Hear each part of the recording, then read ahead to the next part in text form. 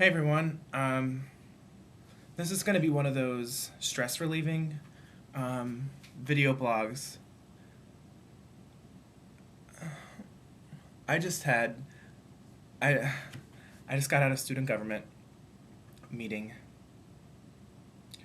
and I'm like really frustrated because I just feel like it's not what I thought it was going to be.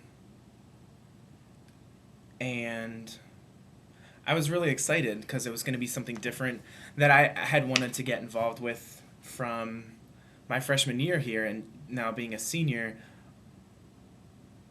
I was excited that I got elected, and I had a really great resolution that had helped to affect change on my campus here. It was regarding having a director of LGBT culture, since we don't have one, and I was really excited and I was floored, and now I've just kind of lost my energy, and I'm frustrated. I feel like our leadership is not cohesive on the exec board, and I just feel like we keep reinventing ourselves every week, it feels like, and we keep having to have these motivational talks, and yeah, everyone's tired, everyone's stressed, and I know I'm not doing as much as I need to be doing, but I don't know what the answer is, but it's just frustrating. You know, some people are working really hard, some people are doing what they need to be doing, and some people aren't doing anything at all.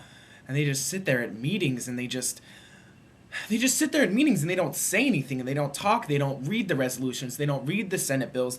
They're not reading over it, making sure that we have the things that we need to pass these bills and constitutions and approve these groups, and making sure we're doing some good things on campus and affecting change and doing what the students want. And I'm not saying that I'm doing everything I need to be doing, but it's just the motivation has disappeared. And I think leadership, having a strong executive board in this situation, and having clearly defined goals and open communication and talking is really the key to, like, I don't know, having successful senators and directors. And I just don't see that anymore.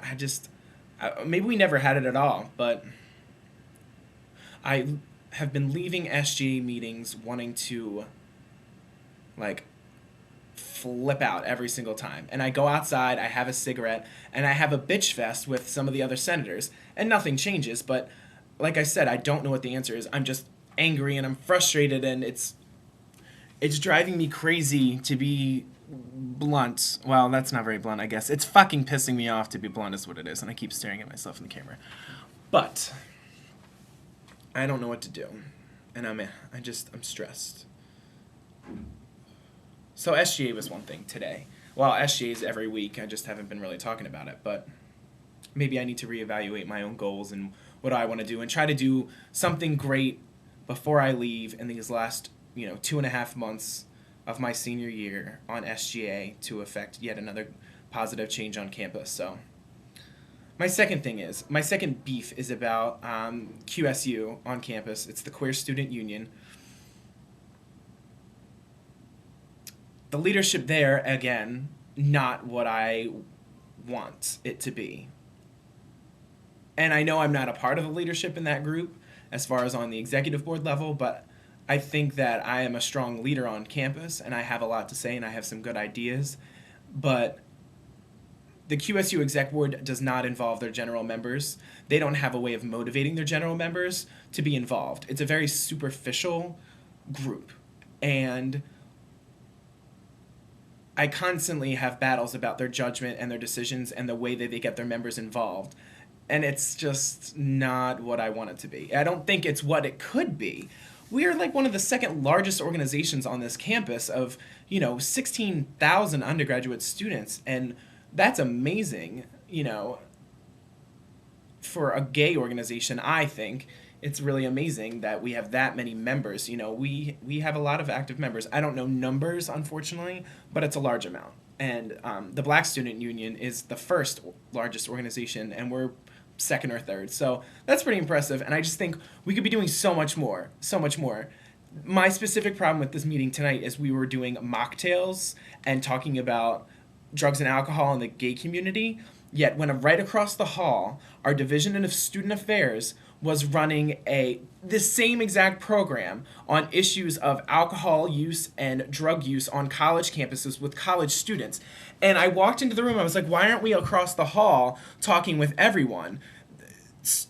They need the support and they need people to go out to this open forum. There was free food, nice food, catered food from the university. And I talked to one of the co-presidents of QSU, and she said, well, we are going to keep it within the gay community and talk about issues regarding the gay community. And I was like, that's all and well, but how are we ever gonna, we're not gonna give back to the campus community and contribute to the campus community and talk about our issues and the campus issues at the same time? What, just because this hour that we scheduled for this meeting means I have to be gay during this time and I can't involve anyone else? I can't talk about my gay issues share that with the campus community. How are people gonna learn that maybe straight alcohol and drug abuse is different from gay alcohol and drug abuse? How are they going to know that if we don't talk about it or share that with the straight community? One. Or two, who says they're different? Maybe they're not different and they're exactly the same and we can bring our issues together. My point was to getting numbers out there. Support the student government and the Division of Student Affairs in this event that is being put on. I mean, we already have enough problems on this college campus specifically, and I'm sure others, of getting students involved. I mean, it was perfect timing. We had all those people. We had like 25 people in a room. They're right across the hall from one another. And like say, hey, we're going to move our program over there and talk with this open forum. And it didn't make sense to me. And the co-president was like, she said to me, she goes, well, this is a gay issue. Drug and alcohol abuse is not a gay issue. It's an everybody issue. And I feel like we're like segregating ourselves. You know, we segregate ourselves on things that we don't want to share with the straight community or things we think we need to talk about in front of one another. And I completely understand that. That is fine. And not everyone's out that's in that group that goes, it's private. I understand that. But you know what? Like, the people that are, we should go over there and support the program and talk with people. And I just don't understand. Maybe it's because I'm out and I'm comfortable and I don't care what others, I care what others think, but if they confront me, I have the strength and the knowledge of myself and how I feel to like totally be out there and not, and defend myself and defend my community. But I just don't understand. I don't understand. And it's frustrating. It made me really angry. I feel like we should go out there and support our Division of Student Affairs in a program that they're putting on.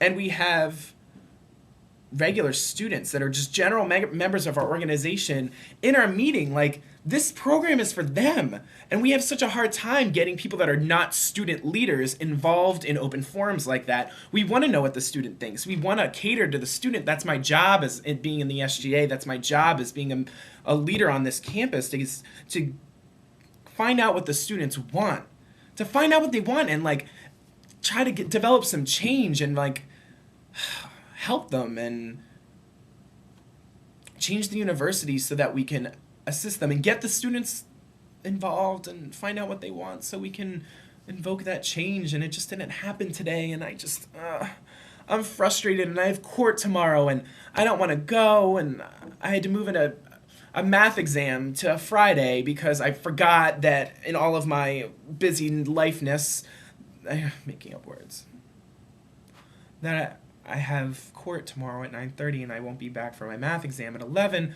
So I just switch it. And the professor just emailed me and I emailed him over 48 hours ago and he just now got back to me and he was a little sassy with me in an email. If you can be sassy through email, I like to read between the lines a little bit. But so I'm just tired and frustrated and okay, so I had to cut out the little last part there because I went over 10 minutes. So anyways, but thanks for letting me rant and rave about my day, and it made me feel better. So if you want to leave some positive words of encouragement, I encourage you to do it. And also, if you have any negative comments, don't leave them because I don't want your stress and your negativity. Go blog it out or tell your mother. Anyways, I'll update you all on court, and again, thanks for listening.